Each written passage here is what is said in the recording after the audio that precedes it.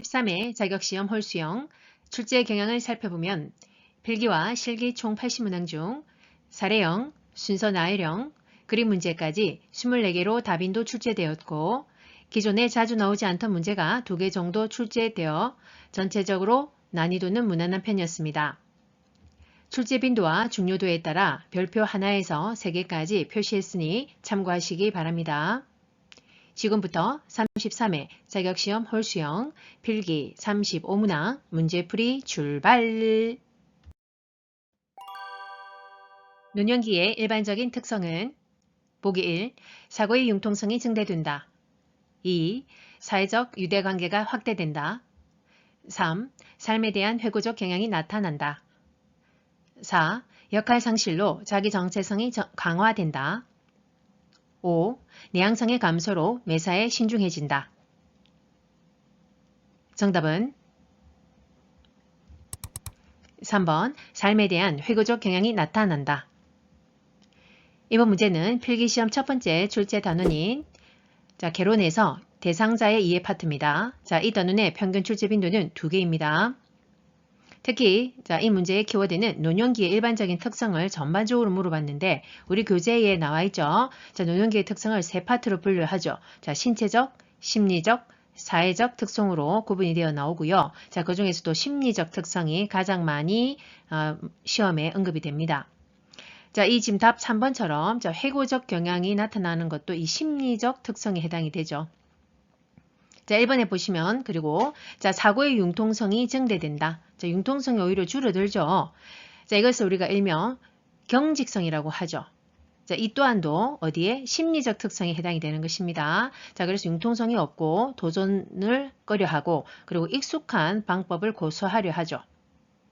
또 보면은 심리적 특성으로 이 5번에 보시면 내향성의 감소가 아니라 내향성의 증가가 되겠죠. 그래서 내향성으로 사회활동이 감소하고 내향적 성격이 발생이 되는 것이죠. 그리고 신중해지기도 하고요. 이번에 보시면 사회적 유대관계가 확대되는 것이 아니라 축소되죠.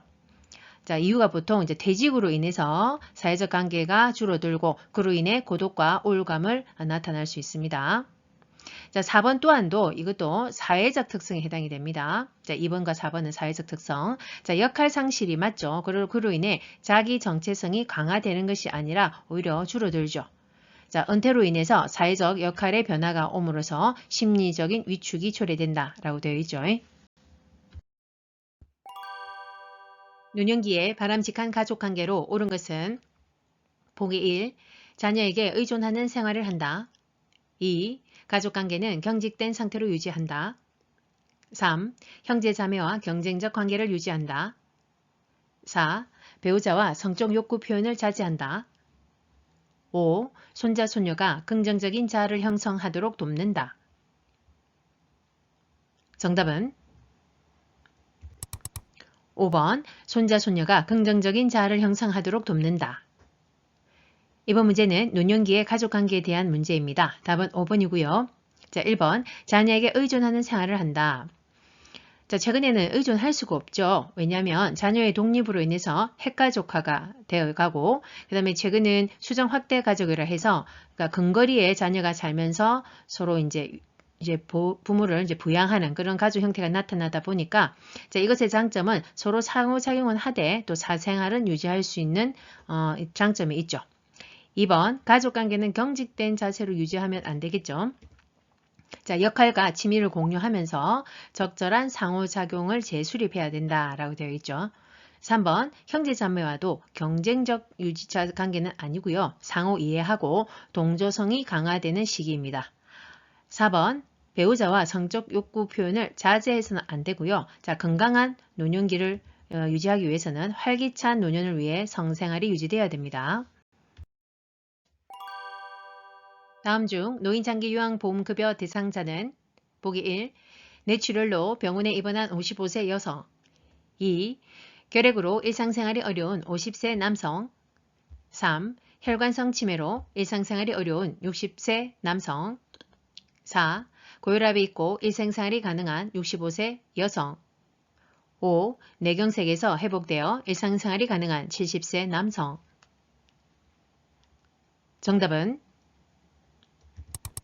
3번 혈관성 치매로 일상생활이 어려운 60세 남성. 자, 이번 문제부터서는 자, 필기시험 두 번째 출제 단원. 자, 개론에서 요양보호제도 및 서비스 파트입니다. 자, 이곳의 평균 출제분들은 5개에서 7개죠. 자, 이 문제는 장교양급여 대상자의 기준을 알아야지 풀 수 있는 문제죠. 답은 3번이고, 자, 우리 교재에 나와 있는 그러면 그 기준을 꼭 알아보고 가겠습니다. 중요하니까요. 자, 기준이 뭐냐면 65세 이상인자, 우리 노인이죠. 자, 또는 65세 미만이면서 자, 이분들은 무엇을 갖고 있어야 되냐면 노인성 질병이라고 하는 그 우리 표에 나와 있는 거 있죠. 자, 이 질병을 갖고 있어야 됩니다. 자, 대표적인 게 치매, 뇌졸중, 파킨슨 질환이었죠. 자, 그럼 이런 사람들로서 나이는 자, 그다음에 거동이 불편하거나 또 치매 등으로 인지 저하가 있어야 됩니다. 이 조건도 해당이 돼야 된다는 거죠. 거동이 불편하다, 인지 저하가 있다. 자, 이로 인해서 6개월 이상 혼자서 일상생활 수행이 어려운 자를 우리가 기준으로 보는 것이죠. 그러면 잘 기억해 두셔야 되고요. 자, 그래서 답은 3번인데, 자, 60세 남성이니까 65세 미만이죠. 그러면 노인성 질병 가지고 있어야 되는데 혈관성 치매를 갖고 있죠. 자, 그리고 또 일상생활도 어렵죠. 다 해당이 되니까 답은 3번이고, 자, 1번 같은 경우에는 55세 여성이니까 그 질환을 갖고 있어야 돼요. 노인성 질병을 갖고는 있는데 근데 지금 현재 입원을 하고 있답니다. 병원에. 그럼 이런 경우에는 장기요양급여 대상자가 아니라 건강보험 대상자, 그러니까 그 대상자라 보시면 되죠. 자, 이번도 일단 결핵 넣으니까 틀렸네요. 그죠? 그러니까 노인성 질병 해당이 안 되죠. 자, 그리고 일단 그래서 답은 2번도 아니고 자, 4번. 자, 65세라니까 이거는 65세 이상이니까 65세도 포함은 될 수는 있는데 자, 이런 경우에 꼭 그 노인성 질병이 갖고 아닐 수도 되긴 하죠. 그래서 고혈압이라도 해당은 되는데 결론은 이거죠. 일상생활이 가능하다고 해버렸으니까 여기서 조건이 안 되는 거고 자, 5번에도 자, 70세 남성이니까 어쨌든 뇌경색이 꼭 있으나 없으나 상관은 없지만 일단 뇌경색까지 있다고 하는데 결론은 일상생활이 가능하기 때문에 조건에 해당하지 않습니다. 장기요양 서비스 전달 체계에서 국민건강보험공단의 업무는 보기 1. 장기요양 등급 판정 2. 장기요양 서비스 제공 3.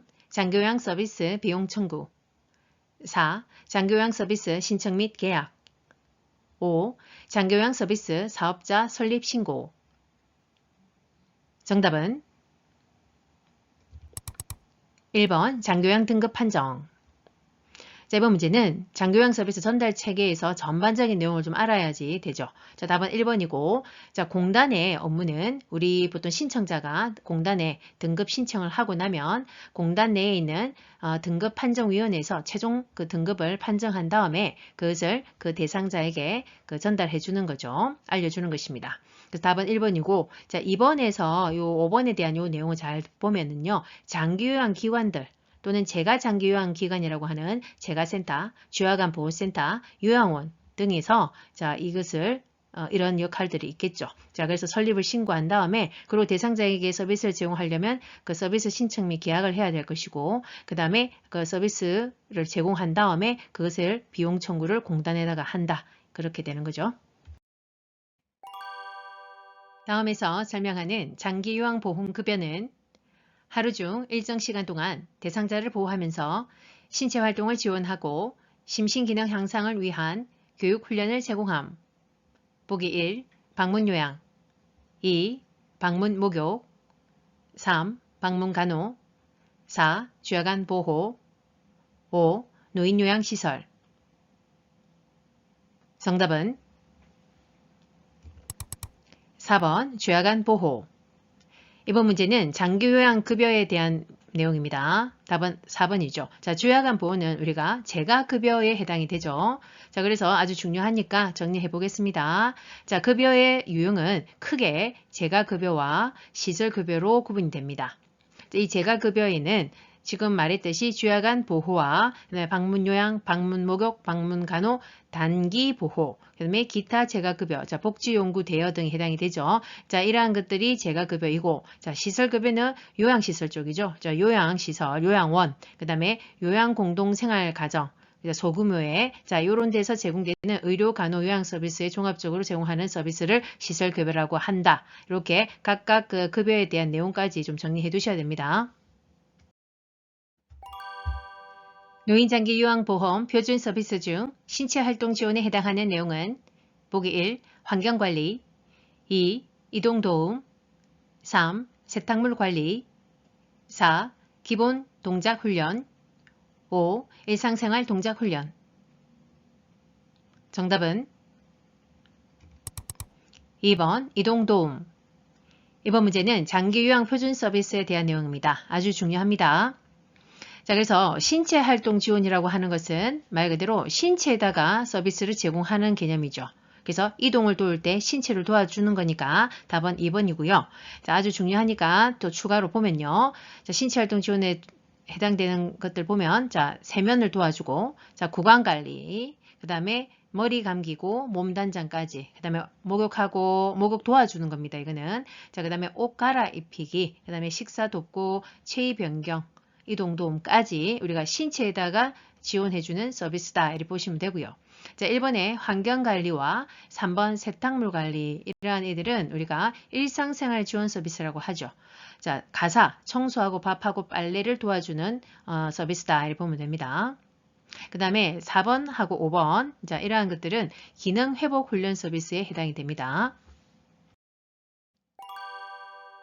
요양보호사가 지켜야 하는 서비스 제공 원칙은 보기 1. 보호자에게 필요한 서비스를 제공한다. 2. 응급상황 시 우선순위에 따라 의료행위를 한다. 3. 대상자의 잔존 능력을 고려하여 서비스를 제공한다. 4. 상태 변화가 있어도 계획대로 서비스를 제공한다. 5. 대상자의 생활 방식을 요양보호사의 기준에 맞춘다. 정답은 3번 대상자의 잔존 능력을 고려하여 서비스를 제공한다. 이번 문제는 서비스 제공 원칙입니다. 중요하죠. 답은 3번이고요. 자, 잔존 능력을 고려해서 서비스를 제공한다는 것이죠. 그러니까 무조건 다 도와드리는 게 질적인 서비스가 아니라고 했습니다. 자, 그래서 개인의 능력을 최대한 활용해서 서비스를 제공하는 것이 원칙이고요. 자, 1번에 보호자에게 필요한 서비스를 제공합니까? 보호자는 우리의 서비스의 대상자가 아닌 거죠. 자, 그래서 모든 서비스는 우리 대상자에게만 제공하는 것이 원칙이고요. 자, 2번. 자, 응급 상황 시 우선순위에 따라 이렇게 케어하는 것은 맞는데 의료 행위를 하는 것은 아니죠. 요양보호사의 의무가 아닙니다. 그래서 흡인이라든지 예를 들면 비관, 삽관, 관장, 도뇨, 욕창 관리 등등은 우리 의료행위에 해당이 됩니다. 4번, 자, 상태 변화가 있어도 이전에 계획했던 대로 제공하는 것이 아니겠죠. 당연히 상태 변화에 따른 우리가 어떤 그 관리를 해야 되겠죠. 그래서 항상 상태 변화가 있는지 잘 관찰하는 것이 필요하고, 그리고 우리가 말 그대로 기계적으로 이전에 했던 것대로 똑같이 기계적 서비스를 제공하는 것은 아닙니다. 자, 5번, 대상자의 생활 방식을 요양보호사의 기준에 맞추면 안 되겠죠.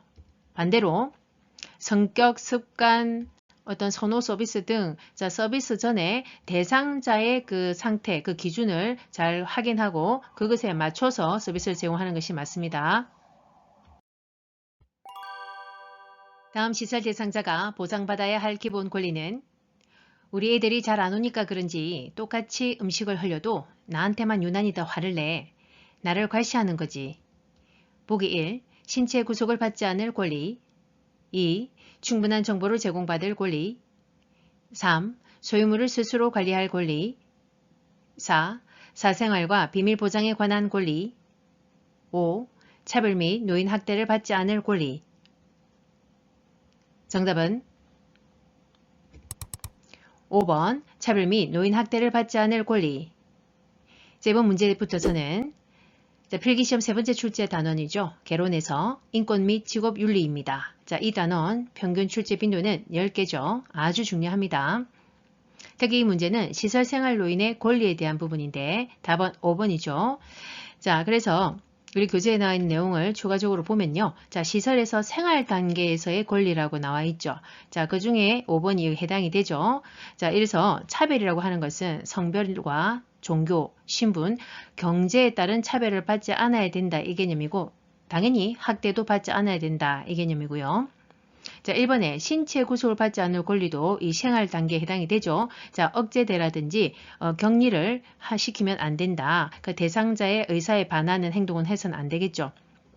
그 다음에 이번에 충분한 정보를 제공받을 권리는 이 생활 단계의 권리가 아닌 생활 단계 전에 자, 입소 계약 단계에서의 권리에 해당이 되죠. 계약할 때 충분한 정보를 제공해 줘야 된다는 거죠. 자, 그 다음에 3번 소유물을 스스로 관리할 권리 이것도 생활 단계의 권리에 해당이 됩니다. 자, 개인 사물함을 제공하고 개인의 금전과 물품을 개인 스스로 관리하게끔 하는 것이고요. 자, 그러한 개인의 물품을 임의 처분해서도 안 되고 또 기부를 한다는 등 이런 불법적인 조작을 해서도 안 된다 이 개념이죠. 자, 4번에 사생활과 비밀 보장에 관한 권리가 있죠. 이것도 생활 단계의 권리입니다. 자, 동의 없이 정보를 타인에게 제공한다든지 또 전화기 같은 것을 사용하고 싶지만 사용할 수 없는 환경을 만든다든지 또는 사진 촬영 같은 것을 임의로 대상자의 그 동의 없이 촬영한다는 이런 것들이 해당이 됩니다.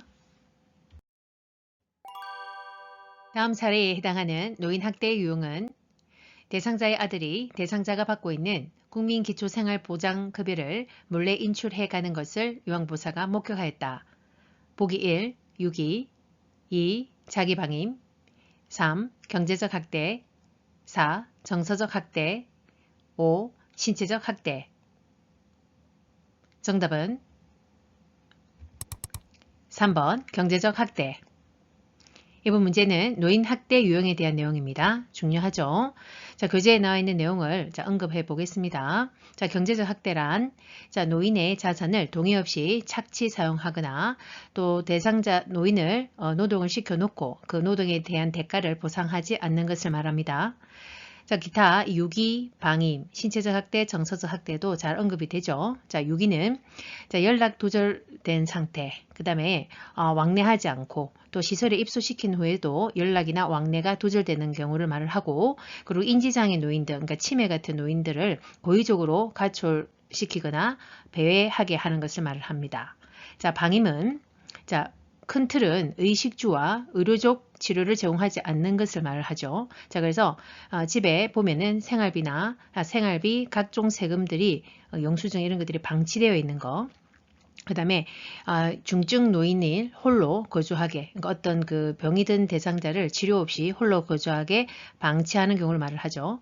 자, 그 다음에 신체적 학대는 공간에 어떤 출입을 통제한다. 신체적인 거죠. 통제를 하는 거고 그러니까 집을 들어가고 나가는 것을 통제하는 경우를 말을 하고 그 다음에 흉기로 협박한다. 그리고 생존에 위협되는 어떤 행위 가스, 난방, 수도, 음료, 식사, 보관 물품 그 다음에 약물 복용을 못하게 단절시키는 이런 행위들은 다 생존을 위협하는 행위들입니다. 자, 그 다음에 약물업도 오히려 강제로 투입하는 거. 예를 들면 수면제를 계속 먹여서 잠을 재우는 경우 이런 게 해당이 되고 그리고 강제로 노동시키는 것이다. 자, 신체적 학대입니다. 그리고 정서적 학대는 접촉을 기피하는 것, 그 다음에 사회관계를 방해하는 것, 그 다음에 위협적이고 모욕적인 언어와 비언어적 행위가 다 포함이 됩니다.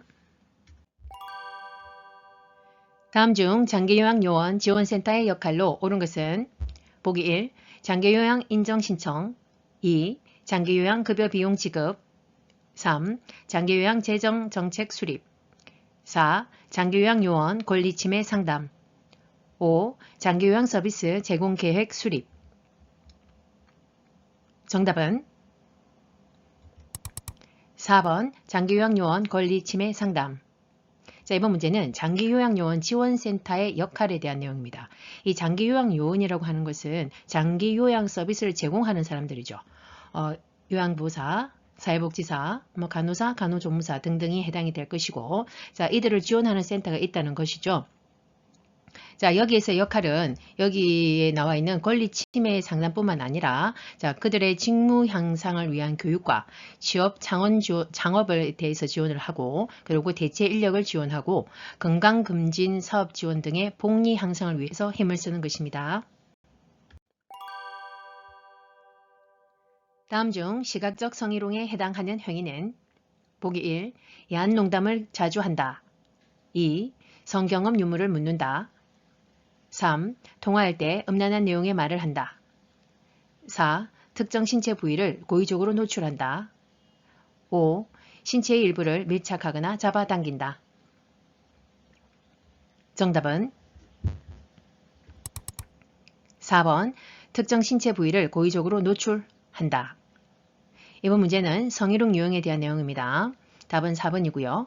자, 그러면 1번에서 요 3번, 그러니까 언어적으로 성희롱을 하는 것이죠. 농담을 하고 뭐 물어보고 말을 하는 것이니까 언어적 성희롱에 해당이 될 것이고, 자, 5번은 신체를 직접적으로 이제 밀착하고 접촉하는 것이기 때문에 신체적 성희롱이 될 것입니다. 자, 교재에 나와 있는 내용을 한 번 더 정리합니다. 자, 언어적은 성관계를 강요하고 회유한다든지 또는 회식 자리에 강제적으로 뭐 술을 따르라고 하는 거, 이런 것도 다 언어적 성희롱에 해당이 된다는 거 알아두시고요. 자, 육체적인 건 말대로 신체적인 뭐 접촉, 밀착이고, 자, 시각적인 것은 이렇게 고의적으로 노출을 시켜서 보여주는 거라든지 또는 음란한 그림, 사진을 보여주는 거 또는 문자로 뭐 그런 걸 보낸다든지 이런 것들이 해당이 되겠습니다.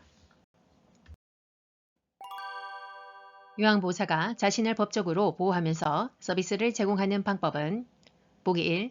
대상자가 학대받는 상황에는 관여하지 않는다. 2. 서비스를 제공할 때는 정해진 원칙과 절차에 따른다. 3. 장기요양 1등급 대상자는 서비스 대상에서 제외한다. 4. 서비스 방법이 확실하지 않을 때는 경험에 따라 제공한다. 5. 서비스 제공 기록지에 대상자와 보호자에게 제공한 내용을 기록한다.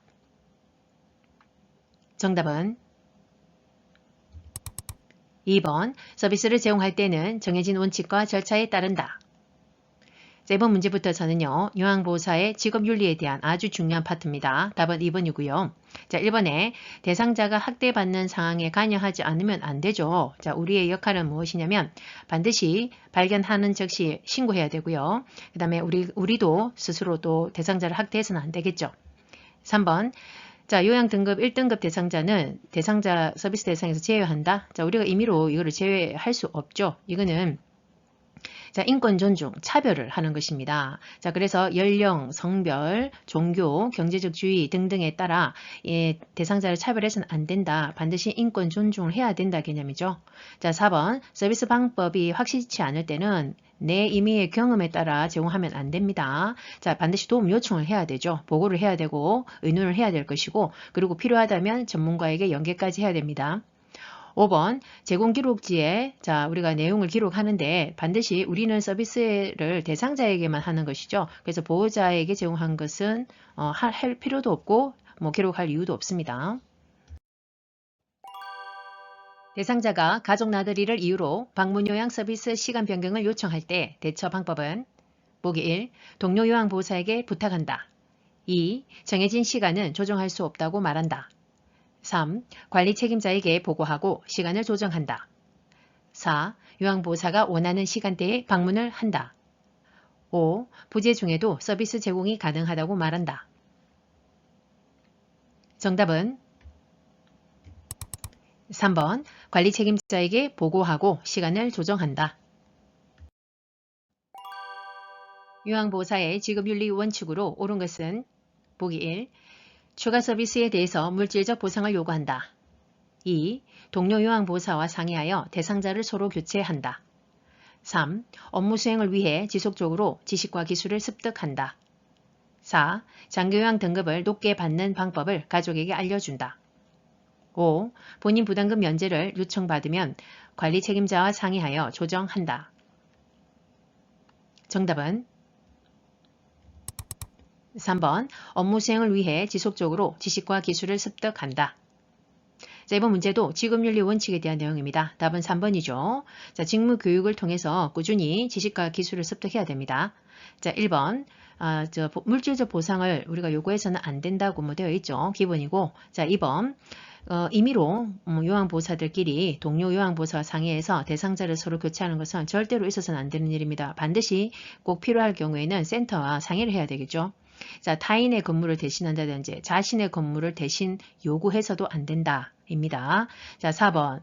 자, 요양 등급을 높게 받게 하려고 그 방법을 가족에게 알려주면 안 되죠. 자, 그래서 등급 판정을 유도한다든지 인정 신청을 유도하는 행위는 해서는 안 된다. 입니다. 5번.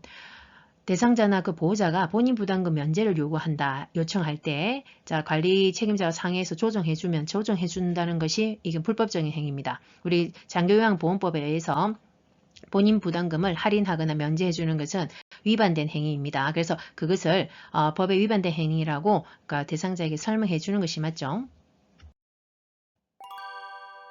기저귀 사용량이 많다며 줄여달라고 요청하는 보호자에 대한 대처 방법은 보기 1.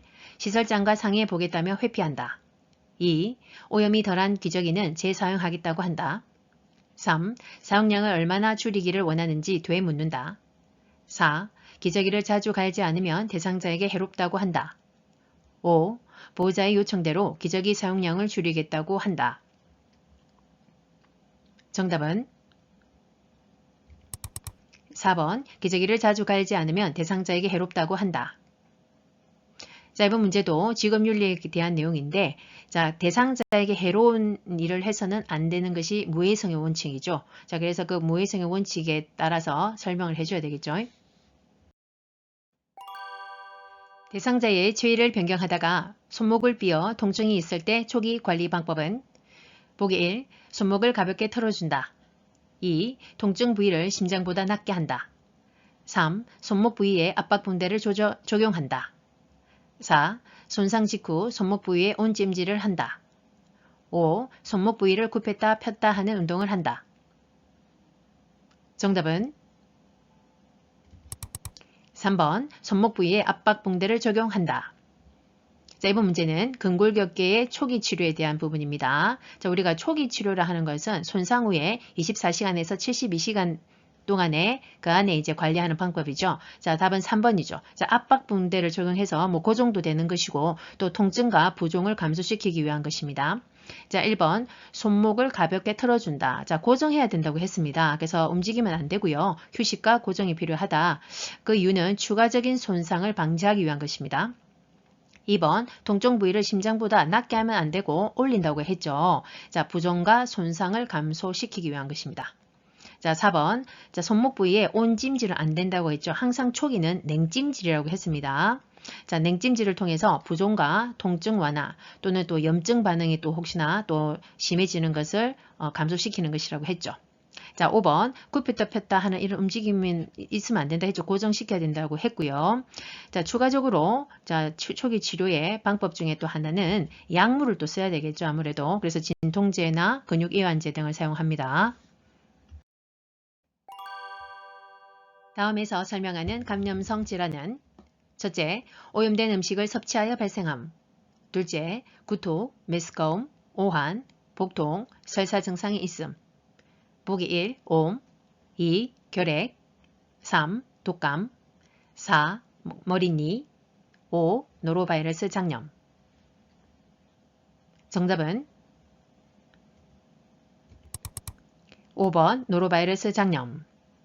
자, 이번 문제는 감염성 질환의 예방 방법입니다. 자, 그 중에서 이제 음식 섭취, 오염된 음식 섭취로 우리 장염이 올 때 이러한 증상들이 나타나는 것이죠. 그래서 노로바이러스 장염이라고 하고, 자, 그러면 이 오염된 음식이라고 되어 있는데 주로 어떠한 것이냐면 익히지 않은 굴이라든지 해산물을 먹었을 때 또는 오염된 그 물로 세척된 그 과일이나 채소를 먹었을 때 발생할 수 있다라고 되어 있고 또 간단하게 그 관리 방법도 알아보겠습니다. 자, 노로바이러스 장염에 요양보호사가 감염이 되었다면 2, 3일간은 업무를 중단해야 되고 그 다음에 회복한 다음에도 만약에 이제 대상자를 돌본다 하더라도 그 2, 3일간은 손으로 음식을 조리하는 것은 피한다고 했죠. 그 다음에 개인위생을 당연히 철저하게 해야 되고 손 씻기 같은 거. 그 다음에 어패류는 익혀서 먹는 것이 맞죠.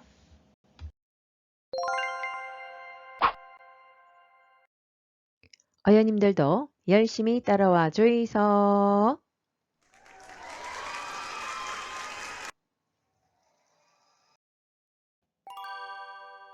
급성살사를 하는 대상자를 돕는 방법은 보기 1. 몸을 시원하게 한다. 2. 물을 충분히 마시게 한다. 3. 우유 섭취량을 늘리게 한다.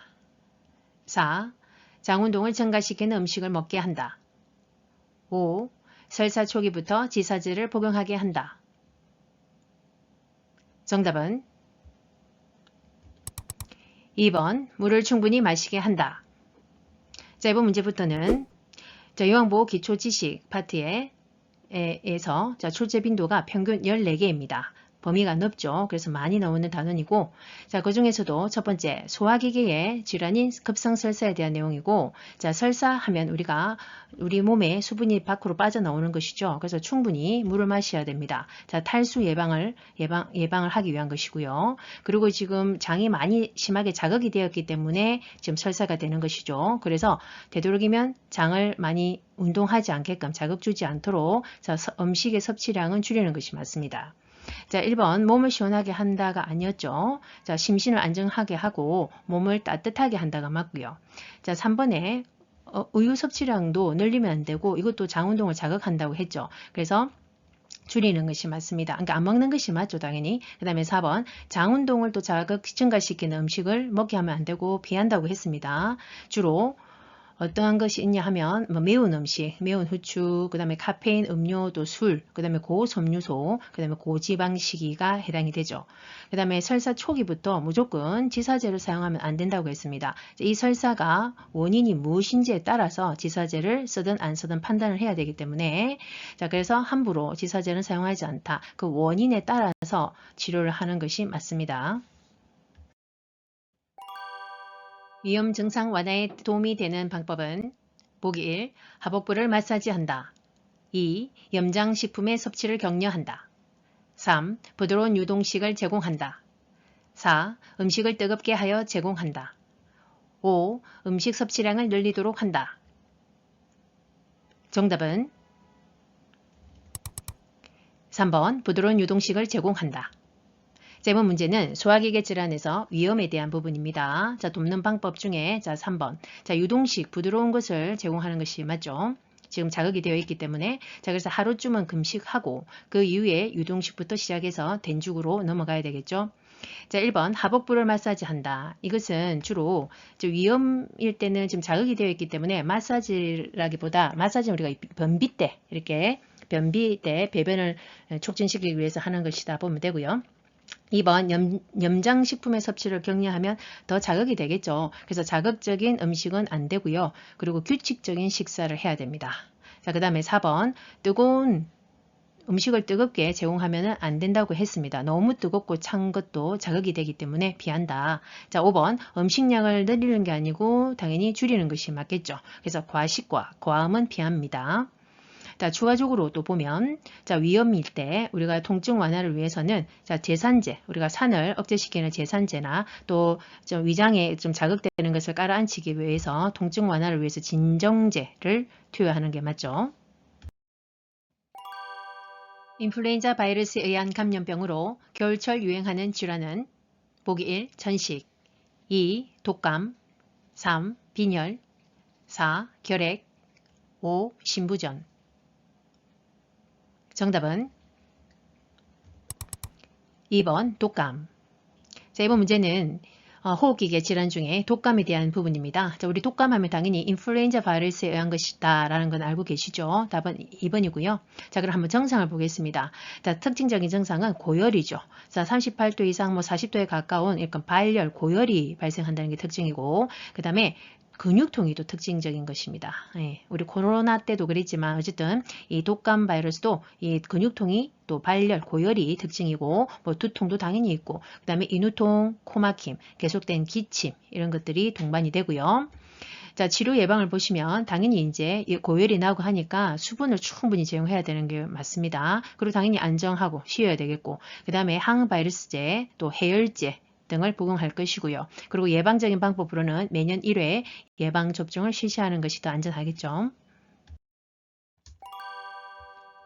노화에 따른 심혈관계의 변화는 보기 1. 최대 심박출량 감소 2. 심장근육 두께 감소 3. 심박동수 증가 4. 심장의 탄력성 증가 5. 심장으로 혈액순환 증가 정답은 1번 최대 심박출량 감소. 자, 이번 문제는 노화에 따른 심혈관계의 변화입니다. 알아두셔야 되죠? 답은 1번입니다. 자, 최대 심장이 짜줘서 펌프에서 심박출량이 줄어든다는 거죠. 자, 2번 심장의 근육 두께는 자, 감소가 아니라 오히려 심장의 근육만은 또 증가하게 되어 있습니다. 반대로 그 대신에 자 4번에 보시면 심장의 또 탄력성은 줄어듭니다. 그러니까 심장의 두께만 쓸데없이 두꺼워지고 그 다음에 탄력성은 줄어들다 보니까 심장이 이렇게 짜주는 수축력이 줄어든다 보시면 되죠. 자 3번에 심박동수는 증가하지 않고 자 감소되는 경향이죠. 자 그 다음에 5번 심장으로의 혈액순환량이 증가하지 않고 줄어듭니다. 그래서 말초 혈관으로부터 우리 정맥혈 있죠. 정맥으로 인해서 말초에서 우리가 심장으로 돌아오는 그 혈액량, 심장 귀한량이라고 하죠. 자, 그게 줄어듭니다. 그래서 결국 심장으로 돌아오는 혈액순환이 줄어드니까 결국은 심장에서 또 펌프해주는 양도 줄어드는 거죠. 그래서 나이가 들면 전체적인 혈액순환이 감소되어 모든 장기들의 기능이 떨어진다 보시면 되죠. 자, 추가적인 심혈관계 변화로는 체위 변화, 갑작스러운 체위 변화 있죠. 뭐 앉았다가 갑작스럽게 일어나고 할 때 기립성 저혈압이 발생한다입니다. 고혈압약이 몸이 나쁘다고 주장하며 복용하지 않겠다고 할 때 대처 방법은 보기 1. 고혈압약은 인체에 해가 없다고 한다. 2. 두통이 있을 때만 약을 복용하라고 한다. 3. 약을 복용하면 운동하지 않아도 된다고 한다. 4. 혈압이 조절되면 약을 먹지 않아도 된다고 한다. 5. 약을 먹지 않아 발생할 수 있는 합병증이 더 위험하다고 한다. 정답은 5번 약을 먹지 않아 발생할 수 있는 합병증이 더 위험하다고 한다.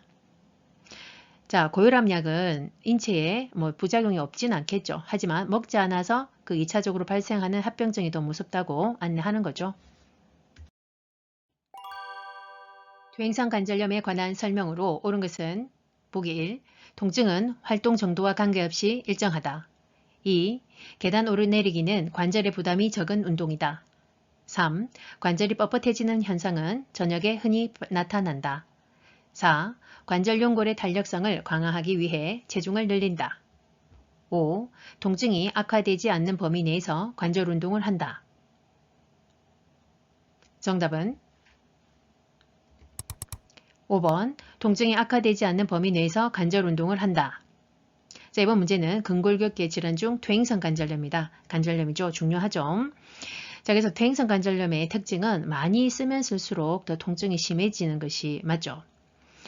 하지만 이제 그 악화되지 않는 범위 내에서 통증이 심해지지 않는 범위 내에서 운동은 해야 되는 게 맞고요. 자, 1번에 통증은 활동 정도와 관계없는 것이 아니라 관계 있다 했죠. 그죠? 많이 쓰면 쓸수록 더 통증이 있다 했죠. 그래서 날씨라든지 또는 활동 정도에 따라 호전과 악화가 반복됩니다. 자, 2번 계단 오르내리기는 관절에 부담이 적은 운동이 아니라 부담이 되는 운동이죠. 그래서 관절에 체중 부하가 되기 때문에 자 그래서 이번에 보면 계단 오르내리기 뿐만 아니라 자 장거리 걷기라든지 너무 오래 걷는 거 그 다음에 등산 같은 것은 관절에 부담을 줄 수 있는 운동이기 때문에 이런 것은 피하고 부담이 덜 되는 평평한 흙길 걷기라든지 수영이 좋다고 하죠. 그 다음에 체중 부하가 제일 덜 하죠. 그 다음에 체조 이런 것들이 좋다 했고요. 자 3번 관절이 뻣뻣해지는 현상은 저녁에 흔히 나타난다. 자, 아침에 그 뻣뻣해지는 것은 밤 동안에 이제 안 움직이고 딱 주무시기 때문에 아침에 경직 현상이 심하다고 했고, 하지만 30분 이내로 이렇게 마사지 한다든지 좀 움직이면 완화는 된다라고 되어 있죠.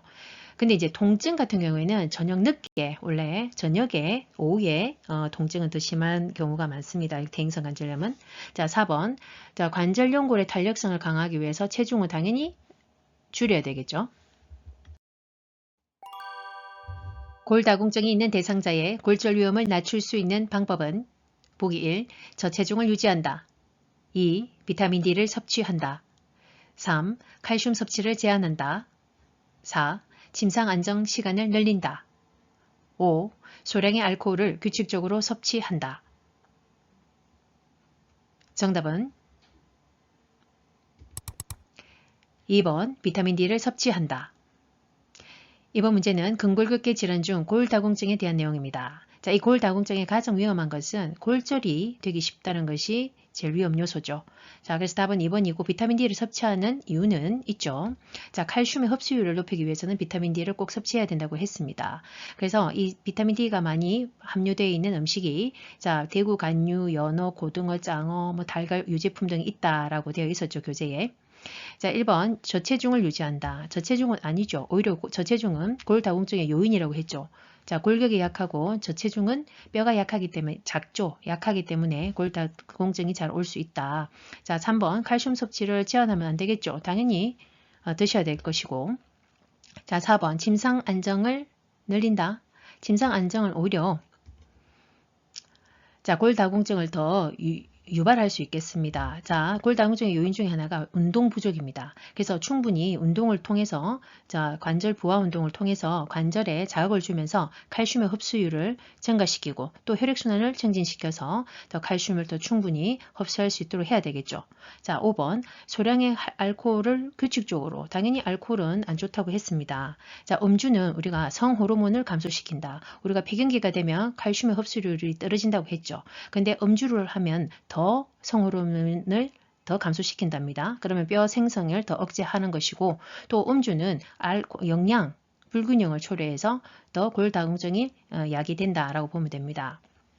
더 추가적으로도 보면 중요한 거 있죠. 자외선에 노출을 시켜서 비타민 D의 합성을 증가시켜야 된다라고 했고 주 2, 3회 정도 30분에서 1시간 정도는 자외선을 쬐어라 라고 했죠. 팔다리 위주로입니다.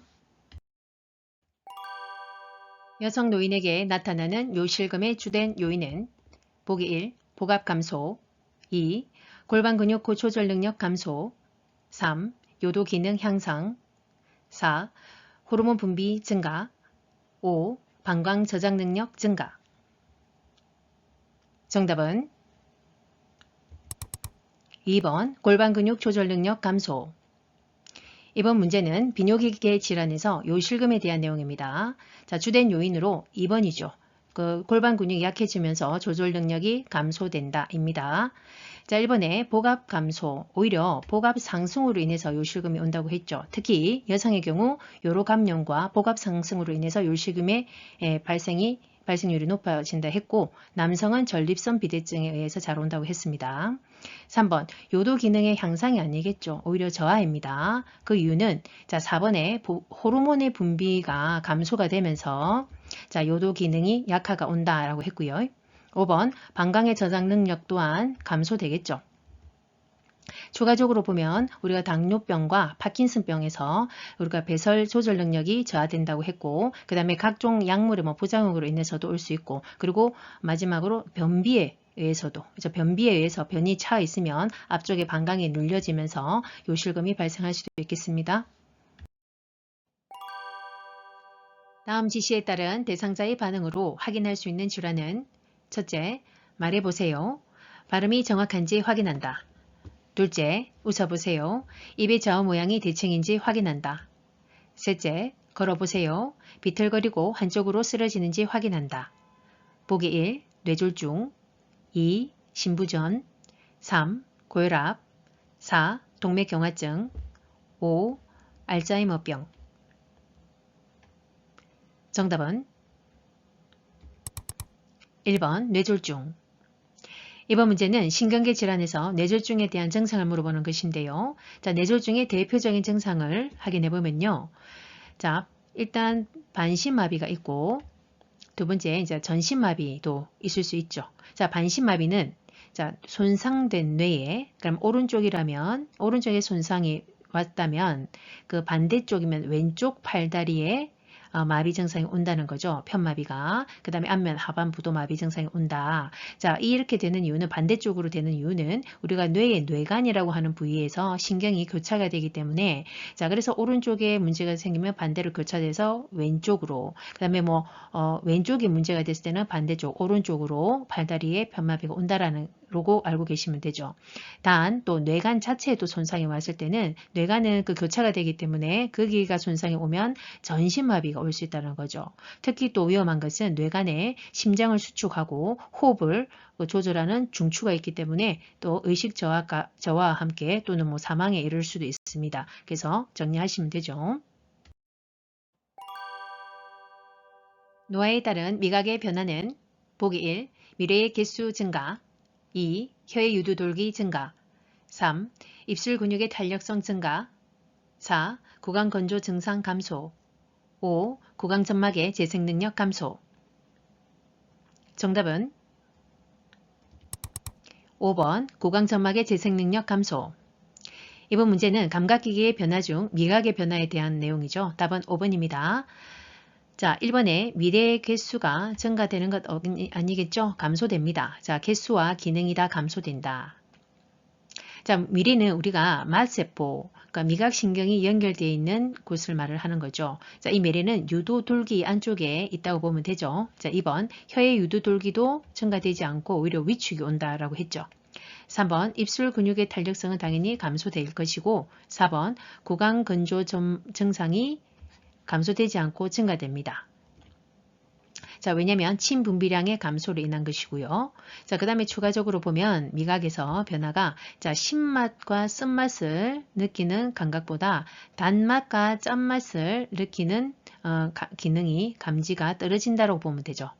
그래서 단짠을 잘 못 느끼다 보니까 조미료를 더 많이 넣고 하죠. 그 다음에 맛 감지력 그래서 저하로 조미료를 사용하는 것이 증가한다 라고 보면 됩니다.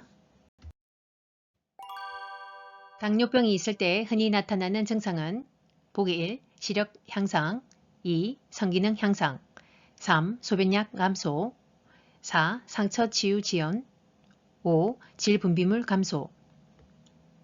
정답은 4번 상처 치유 지연. 이번 문제는 내분비계 질환 중 당뇨병에 대한 내용입니다. 자, 증상도 중요하죠. 답은 4번이죠.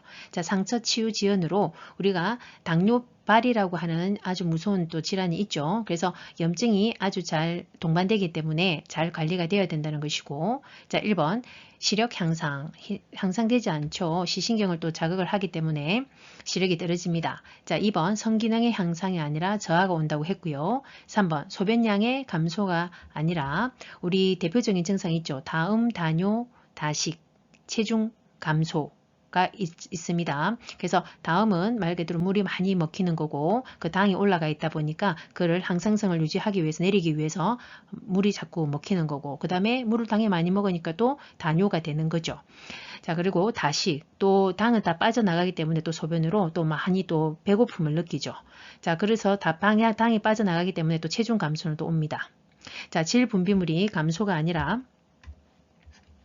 자, 분비물과 질 감염 증상이 증가한다 라고 되어 있죠. 자, 추가적인 내용을 또 보면요. 자, 두통과 감각의 이상과 저하, 그러니까 신경염, 혈관염을 잘 동반하기 때문에 당뇨병은 자, 이런 감각의 기능이 저하가 옵니다. 자, 그리고 아주 대표적인 합병증은 저혈당이죠. 쇼크가 올 수 있습니다. 굉장히 위험하죠. 자, 저혈당이 오는 이유는 우리가 인슐린 주사라든지 아니면 저혈당 약제를 투여하기 때문에 언제라도 딱 규칙적으로 당을 보충하지 않는다든지 식사를 거른다든지 너무 운동량이 많을 때는 저혈당 쇼크가 올 수 있습니다. 그래서 그 대표적으로 식은땀, 땀을 많이 흘리고요. 그 다음에 시야가 몽롱해지고 배가 매우 고프고 어지럼증을 호소할 수 있습니다. 이건 초기 증상일 뿐이고 더 진행이 된다면 쇼크가 와서 또 뇌가 또 뇌사가 상태가 될 수도 있는 무서운 또 합병증입니다. 우울증이 있는 대상자를 돕는 방법은 보기 1. 분노나 감정 표현을 자제시킨다. 2. 모두 괜찮아질 것이라고 위로한다. 3. 혼자 있는 시간을 갖도록 배려한다. 4. 관심을 드러내기보다 조용히 지켜본다. 5. 햇볕을 받으며 규칙적으로 운동하게 한다. 정답은 5번 햇볕을 받으며 규칙적으로 운동하게 한다. 이번 문제는 심리정신계 질환 중 우울증에 대한 내용입니다. 답은 5번이고요. 자, 1번 분노나 감정 표현을 자제시키면 안 된다고 했습니다. 오히려 자, 그래서 느낌과 그 대상자의 느낌과 분노를 인정해주고 수용함으로써 언어로 표현할 수 있도록 격려해야 됩니다. 2번 모두 괜찮아질 것이라고 위로한다. 무조건 괜찮다 하는 것은 도움이 되지 않는다고 했죠. 3번 혼자 있는 시간을 갖도록 한다. 자, 혼자 있으면 또 우울 모드가 계속 진행이 되기 때문에 모임이나 사회적 활동을 장려해라고 했고 4번 관심을 드러내기보다 조용히 지켜본다가 아니라 자, 지속적 관심을 표현함으로써 신뢰감을 형성하는 것이 중요합니다. 대상자의 건강 증진을 위한 운동 방법은 보기 1. 빠르게 방향을 바꾸는 운동을 한다. 2. 개인의 신체 능력에 맞는 운동을 한다. 3. 고강도에서 중강도 운동으로 진행한다. 4. 준비 운동은 2, 3분 이내로 짧게 한다. 5. 시간이 부족하면 마무리 운동은 생략한다. 정답은 2번 개인의 신체 능력에 맞는 운동을 한다. 이번 문제는 건강 증진 및 운동 관리에 대한 내용입니다. 답은 2번이죠. 자, 신체 능력에 맞게 운동을 해야 되죠. 무리 안 가게. 자, 1번 빠르게 방향을 바꾸는 운동은 피하라고 했습니다. 그럼 어떠한 운동이 해당되냐면 태권도, 농구, 탁구, 배드민턴, 테니스 등은 피한다입니다. 자, 3번 고강도에서 중강도로 진행하는 것이 아니라 자, 기간, 빈도, 강도를 서서히 증가해야 되죠. 오히려 저강도에서 고강도로 서서히 이제 증가시키는 것이죠. 자, 4번 준비 운동은 2, 3분 내로 짧게 하는 것이 아니라 충분히 해야 된다 했죠. 최소 10분 이상 진행을 해야 되고 그래야 유연성을 증가시켜서 근육 손상을 방지할 수 있다라고 했습니다. 자, 5번 시간이 부족하면 마무리 운동을 생략하면 안 되죠. 자, 안정시 그 박동수가 될 때까지 마무리 운동을 하라고 했고 그리고 그 운동 중간중간에도 충분한 휴식을 취해야 된다고 했죠. 노인 대상자의 약물 복용 방법으로 옳은 것은 보기 1. 위장장애가 있을 때 약의 용량을 줄인다. 2. 코팅된 약을 삼키기 힘들 때 쪼개서 복용한다. 3. 약이 효과가 없을 때 임의로 복용을 중단한다. 4. 복용약이 있는 경우 건강기능식품 섭취는 의사와 상의한다. 5. 약이 없으면 증상이 유사한 다른 대상자의 약을 먹는다. 정답은 4번 복용약이 있는 경우 건강기능식품 섭취는 의사와 상의한다. 이번 문제는 약물 복용 방법입니다. 답은 4번이죠. 반드시 상의해야 되는 것이고 자 1번 위장장애가 있을 때 약의 용량을 줄인다. 가 아니겠죠. 자 우리가 임의로 줄이는 것이 아닙니다. 의사 처방 없이는 중단을 해서도 안 되고 용량을 임의로 조절해서도 안 된다라고 했죠. 자 2번 코팅된 약은 우리가 쪼갤 수 없다라고 했습니다. 그리고 우리 임의로 쪼개는 것은 아니라고 했죠. 자 그래서 반드시 처방을 또 의뢰해야 되겠죠.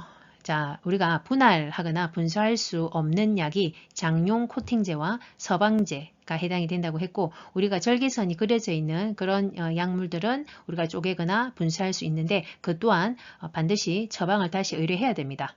자, 3번 약이 효과가 없을 때 임의로 복용을 중단한다. 자, 안 된다고 했습니다. 의사 처방이 있어야 된다고 했고 5번에 약이 없다고 다른 사람의 약을 먹어서는 안 된다고 했습니다. 자, 다른 사람 처방을 같이 나눠서는 안 됩니다. 방문 요양 서비스 기록 내용으로 올바른 것은 보기 1. 오전에 물을 많이 마셨다. 2. 점심때 여러 사람이 방문했다. 3. 옆집에 마실 갔다 한참 만에 오셨다. 4. 오후 3시부터 20분 동안 낮잠을 주무셨다. 5. 오랜만에 방문한 며느리와 이야기를 나누었다. 정답은 4번 오후 3시부터 20분 동안 낮잠을 주무셨다. 자, 이번 문제부터 저는요. 필기 출제 단원 요양보호 강론에서 자, 요양보호 기록 및 업무 보고입니다. 자, 여기서 출제 빈도는 2개죠. 특히 이 문제는 요양보호 기록 원칙에 대한 내용입니다. 자, 중요하죠. 자, 4번처럼 정확하게 몇 시, 오후 3시 20분 동안 정확하게 기록이 되어 있습니다. 자, 1번 같은 경우에는 오전에 언제인지 정확히 시간을 말을 하면 되고요. 물을 많이 마셨다, 얼마나, 몇 컵이나 마셨다 이런 게 중요하죠. 자, 2번 점심때 여러 사람이 방문했다. 점심 몇 시에 여러 사람은 누가 이렇게 방문했다. 이런 게 중요하겠고 또 뭐 시간도 정확하면 좋겠고 자, 3번에 옆집에 마실 갔다가 한참 만에 자, 얼마나 그 정확한 시간을 구체적으로 적는 게 좋죠. 5번에 오랜만에도 며칠 만에 이렇게 적으면 좋겠고 방문한 며느리와 얼마 동안 이야기를 나누었다. 이렇게 적는 것이 정확하겠죠. 자, 교재에 나와 있는 기록 원칙을 한 번 더 정리를 해보면요. 자, 사실 그대로 객관적으로 기록해야 되고 육하 원칙을 바탕으로 누가 언제 어디서 무엇을 어떻게 왜 이렇게 기준으로 기록을 한다라고 항상 명심하면서 기록하려면 정확하겠죠. 그리고 우회적인 표현은 안 되고 간결하게 그리고 즉시 작성을 해야 나중에 잊어버리지 않겠죠. 그 다음에 그 상태의 어떤 변화에 초점을 두고 기록하는 것이 좋습니다. 요양보호사가 사용하는 기록지 종류와 기록 내용이 바르게 연결된 것은 보기 1. 상태기록지 상담 내용 및 결과. 2. 사례 회의록, 대상자 욕구 사정. 3. 인수인계서, 사고 내용과 대응 결과. 4. 급여 제공 계획서, 섭취, 배설, 목욕 등 상태. 5. 장기요양 급여 제공 기록지, 서비스 제공 시간과 내용. 정답은 5번 장기요양 급여 제공 기록지, 서비스 제공 시간과 내용. 자, 이번 문제는 요양보호 기록의 종류에 대한 것입니다. 답은 5번이고요. 자, 1번의 상태 기록지는 자, 섭취, 배설, 목욕 등의 상태를 기록하는 것입니다. 자, 이번에 사례 회의 기록은 회의록은 사례 회의의 검토 내용과 그 결과를 기록하는 것이고요. 3번 인수인계서는 자, 인수인계 업무 내용을 당연히 기록하는 것이고, 자, 4번 급여 제공 계획서는 자, 서비스 목표, 내용, 횟수 등을 기록하는 것인데, 자, 이것은 요양보호사가 기록하는 것이 아니라 타 전문직, 사회복지사가 기록한다고 보시면 되죠. 사전연명 의료 의향서에 관한 설명으로 옳은 것은 보기 1. 본인이 의식이 없는 경우 가족이 대리로 작성한다. 2. 사전연명 의료 의향서를 작성한 후 수정할 수 없다. 3. 연명 의료 중단 의향을 명시해도 심폐소생술은 시행한다. 4. 17세 청소년이라도 직접 작성하였다면 효력이 발생한다. 5. 작성한 사전연명 의료 의향서를 등록기관에 등록해야 효력이 발생한다. 정답은 5번 작성한 사전연명 의료 의향서를 등록기관에 등록해야 효력이 발생한다. 자, 이번 문제는 필기시험 마지막 출제 단원. 자, 강론에서 임종요양보호 파트입니다. 자, 이곳의 출제 빈도는 2개입니다. 특히 이 문제는 임종 전 요양보호에서 사전연명 의료 의향서에 대한 내용이죠. 최근에 자주 언급이 됩니다. 자, 답은 5번이고, 자, 1번에 본인이 의식이 없는 경우 가족이 대리로 작성하면 안 된다고 했습니다. 자, 19세 이상 성인 본인이 직접 스스로 작성해야 됩니다. 자, 2번. 자, 의향서를 작성한 후 수정할 수 없다가 아니죠. 당연히 수정할 수 있고요. 철회도 가능합니다. 3번. 자, 중단 의향을 명시해도 심폐소생술은 시행한다가 아니죠. 자, 이런 것을 하지 않기 위해서 중단 의향을 명시하는 것이기 때문에 자, 어떤 것들은 하지 않냐면 이 심폐소생술과 그 다음에 혈액투석, 항암제 투여, 인공호흡기 등 연장, 생명을 연장을 위한 의학적 시술은 하지 않는 것이 맞습니다. 자, 4번 17세 청소년은 안 된다고 했습니다. 시설에서 임종한 대상자의 사후관리 방법으로 옳은 것은 보기 1. 삽입된 튜브를 제거한다. 2. 대상자의 소유물을 수거하여 버린다. 3. 대상자의 감기지 않는 눈은 그대로 둔다. 4. 가족들이 대상자를 만날 수 있게 시간을 준다. 5. 베개를 제거하여 머리를 낮추고 똑바로 눕힌다. 정답은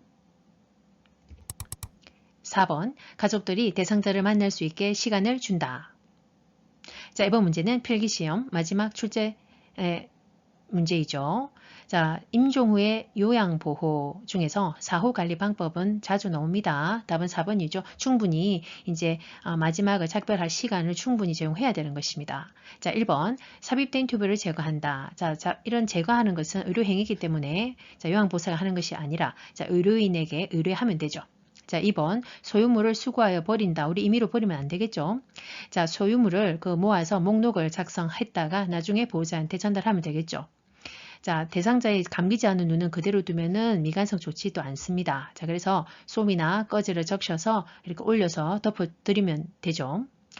5번 베개를 제거하여 머리를 낮추면 안 된다고 했습니다. 자, 머리를 낮추면 얼굴색이 이렇게 변화가 오고요. 그러니까 이제 사망 후에 자, 혈액이 이제 체온이 저하되면서 시퍼렇게 이렇게 변화가 오죠. 그러면 혈색에 얼굴색이 변화가 오니까 보기가 싫고 또 입이 벌어지기 때문에 자, 베개를 넣어서 머리 쪽을 올리는 게 좋다고 했습니다. 자, 추가적인 또 내용을 한번 더 보겠습니다. 자, 조명은 차분하게 조절한다고 했고, 자, 어깨까지 시트는 덮는다. 그러니까 머리까지 덮지 말고 어깨까지만 덮어주는 것이 좋습니다. 자, 그리고 의치는 끼워 놓을지 뺄지는 가족에게 물어보고 조치를 취하는 것이 좋고, 그 다음에 사후강직은 우리가 사망 후 2시간에서 4시간 이후부터 시작이 된다 했기 때문에 자, 강직이 시작되기 전에 바른 자세를 취하는 것이 좋죠. 앞으로 다양한 학습 내용을 통해 어연님들과 다시 만날 그 시간까지 우리 모두 두나미스, 두나미스. 구독, 좋아요, 알림 꾹.